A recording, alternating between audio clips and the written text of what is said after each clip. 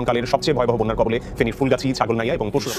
স্মরণকালের ভয়াবহ বন্যার মুখোমুখি ফেনীর ফুলগাছি, পরশুরাম ও সতর্কতা ছাড়াই ত্রিপুরার এই জলাধারের সবগুলো জলকপাট খুলে দেওয়া হয়েছে।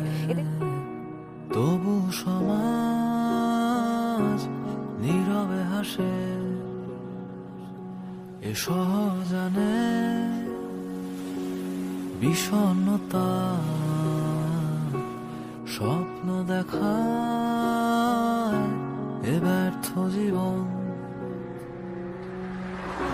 আপন কেউ নিঃস্ব না হলে